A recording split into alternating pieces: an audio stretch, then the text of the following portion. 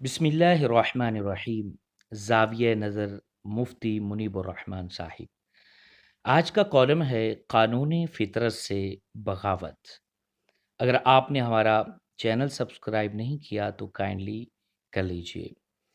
مفتی صاحب لکھتے ہیں، جب سے کرونا وائرس جس کا کیمیائی نام کووڈ-19 ہے کہ وبا شروع ہوئی ہے، میں اس کے مادی اسباب کے ساتھ ساتھ اس کے روحانی اور اخلاقی اسباب پر بھی مکمل غور کر رہا ہوں۔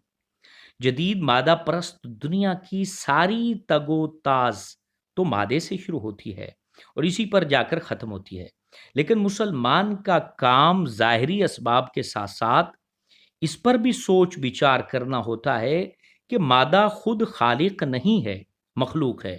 لہذا مادی اسباب اور اس پر مرتب ہونے والے نتائج کے تانے بانے کے پیچھے کہیں نہ کہیں خالقی مشیت بھی کار فرما ہوتی ہے۔ اسی لیے میں وقتاً فوقتاً رضائے الہی اور مشیت الہی کا فرق اپنے قارئین کے سامنے بیان کرتا رہتا ہوں۔ پس جزا و سزا، عروج و زوال، صحت و مرض، آفات و بلیات، تند و تیز آندھیاں، بارشیں، سیلاب، زلزلے وغیرہ، ان سب کے اسباب کا خالق بھی اللہ تعالیٰ ہے، اور اچانک ان اسباب کے ظہور اور ان کے پیدا کردہ نتائج کے پیچھے بھی مشیت الہی کار فرما ہوتی ہے۔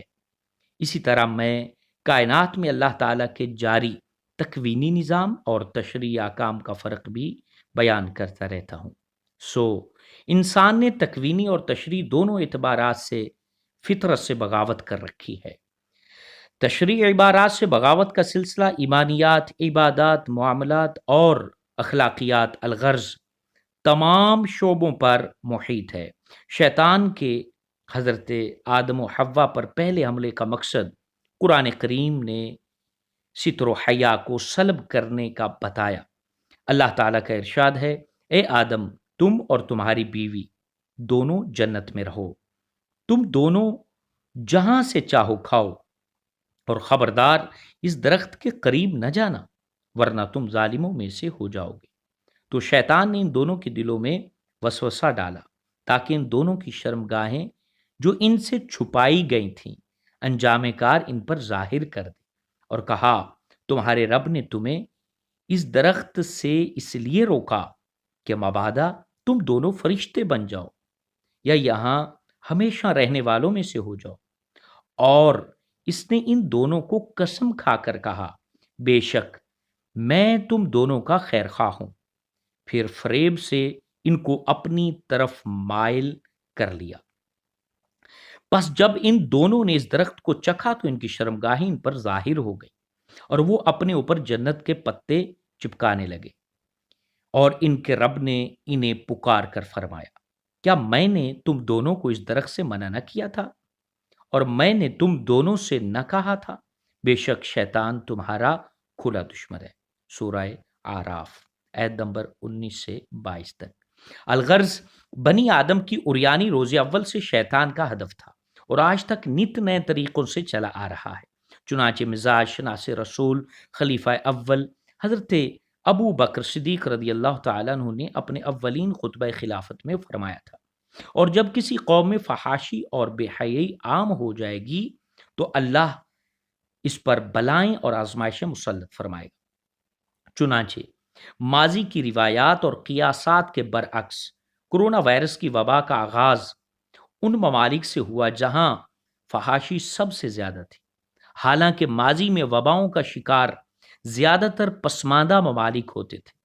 پھر اس کی معراج ہم جنس پرست عورتیں، ہم جنس پرست مرد اور خواجہ سرا، جسے یہ حق دیا گیا ہے کہ حقیقت سے قطع نظر اپنے آپ کو جو سن قرار دے دے۔ امریکہ میں اس گروپ کو LGBT گروپ کہا جاتا ہے۔ ماورائے صنف کا قانون ہمارے پارلیمنٹ سے پاس ہو چکا ہے، اور فطرت الہی سے اس سے بڑی بغاوت اور کیا ہوگی۔ دوسری اہم چیز ماضی کی سرکش قوموں میں طاقت کا زوم تھا۔ اللہ تعالیٰ فرماتا ہے، پس رہے عاد تو انہوں نے زمین میں حق تکبر کیا اور کہا، ہم سے زیادہ طاقت قوت والا کون ہے؟ کیا انہوں نے دیکھا نہیں کہ اللہ جس نے ان کو پیدا کیا ہے ان سے بہت زیادہ قوت والا ہے اور وہ ہماری آیتوں کا انکار کرتے رہے تھے۔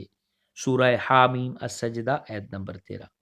نیز اللہ تعالیٰ نے فرمایا بے شک فرعون نے زمین میں سرکشی کی، سورہ قصص آیت نمبر 4۔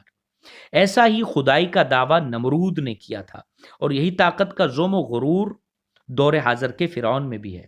چنانچہ 9/11 کے بعد اس وقت کے امریکی صدر جارج بش نے افغانستان پر یلغار کا اعلان میدان جنگ میں اترنے سے پہلے ہی کر دیا تھا اور کہا اس میں کوئی شک نہیں کہ یہ جنگ ہم ہی جیتیں گے، مگر اللہ کی قدرت دیکھیے کہ 19 سال کی جنگ اور ہزارہ ارب ڈالرز پھونکنے کے بعد آج بھی وہ موعودہ اور مزعومہ فتح انقا ہے، سراب ہے، ایک ڈرونا خواب ہے، اور بش کے دوسرے جانشین ٹرمپ کو کہنا پڑا۔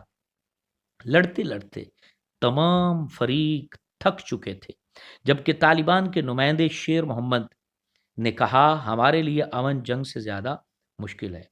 دوسری جانب انسان نے فطرت کے بنائے ہوئے تکوینی نظام کو بھی آلودہ کر دیا، بحر و بر آلودہ، فضا آلودہ، خلاؤں کو بھی اپنے اسلحے اور طاقت کی آماج گاہ بنا دیا۔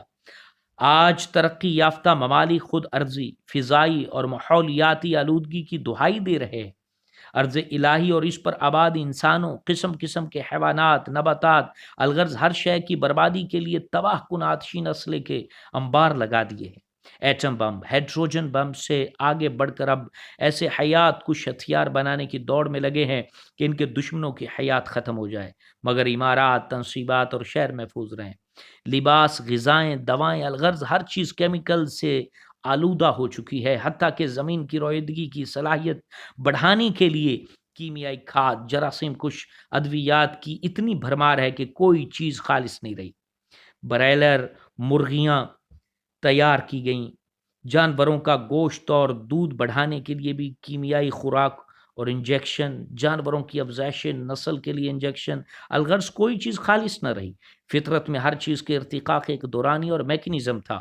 انسان کی عجلت پسندی اور کثرت پسندی نے قدرت کے تدریجی ارتقاء کو بدل دیا، جس سے اجناس، لحمیات، پھلوں اور سبزیوں وغیرہ میں وہ غذائیت نہیں رہی، بلکہ ایلوپیتھک میڈیسن کی طرح اشیاء خوراک کے بھی منفی اثرات کو مکمل طور پر خارج از امکان قرار نہیں دیا جا سکتا۔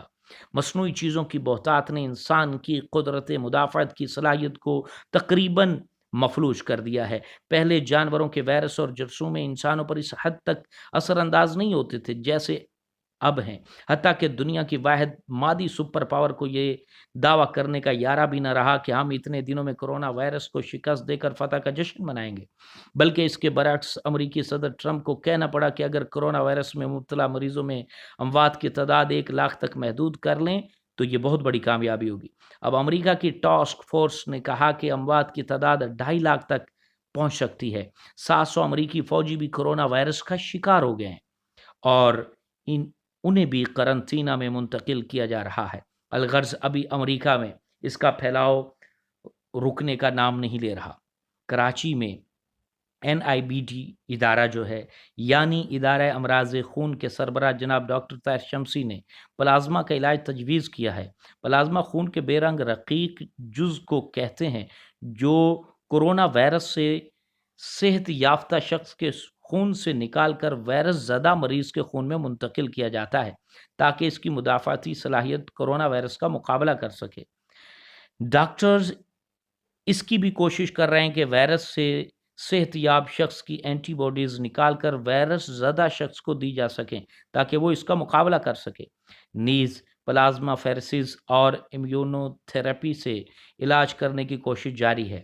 وائرس سے متاثرہ مریض کے پلازما سے ٹاکسینز نکالنے کے عمل کو پلازما فیرسز کہتے ہیں اور قوت مدافعت کو سٹرینگتھن کرنے کے عمل کو امیونو تھراپی کہتے ہیں۔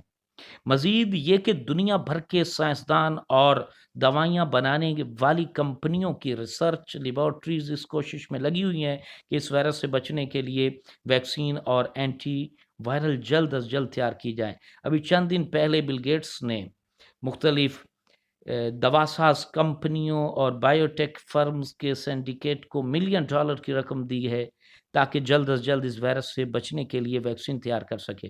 ان دوا ساز کمپنیوں نے یہ معاہدہ بھی کیا ہے کہ وہ ایک دوسرے کے ساتھ اپنا ڈیٹا شیئر کریں گے تاکہ کام میں تیزی آ سکے، مگر اس سب کے باوجود ویکسین بنانے کے عمل میں 12 سے 15 ماہ لگ سکتے ہیں۔ امریکہ اور دوسرے ممالک میں ایک اینٹی وائرل محدود بنیادوں پر انتہائی بیمار افراد کو دی جا رہی ہے۔ ابھی کچھ کہنا قبل از وقت ہے کہ وہ کتنی نفع بخش ہے۔ اس طرح نیو یارک اور دوسری جگہوں پر پلازما فیریسس سے بھی علاج کرنے کی کوشش کی جا رہی ہے، اور اگرچہ ملیریا کی دوا سے بھی علاج کرنے کی کوشش کی جا رہی ہے، لیکن ہماری اطلاع کے مطابق نہ یہ اب تک منظور شدہ طریقہ علاج ہے اور نہ اس کی تائید میں اتنا ڈیٹا موجود ہے۔ لیکن دیکھنے میں آیا کہ جن ملکوں اور جن علاقوں میں ملیریا عام ہے وہاں کورونا وائرس قدرے کم ہے۔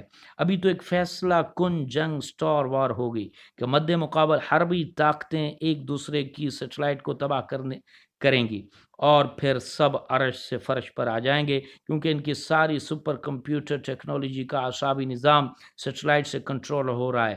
جب وہ درم برم ہوگا تو پورے نظام کے تانے بانے بکھر جائیں گے۔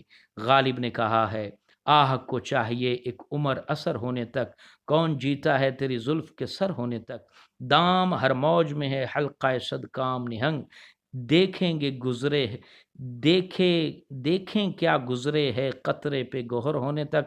جب ملک میں آبادی کے تناسب سے اسپتال نہ ہوں، ڈاکٹر کے لیے معیاری حفاظتی کٹس نہ ہوں، مریضوں کے لیے معیاری ٹیسٹنگ کے وسائل دستیاب نہ ہوں، اور نہ کافی تعداد میں ٹیسٹنگ مراکز ہوں، خاص طور پر جب کہ آؤٹ ڈور عام مریضوں کے لیے بھی اسپتال بند نہ کر دیے گئے ہوں، وہاں 6 ماہ تک بھی لاک ڈاؤن کر دیا جائے، تب بھی حقیقی اعداد و شمار دستیاب نہیں ہو سکتے۔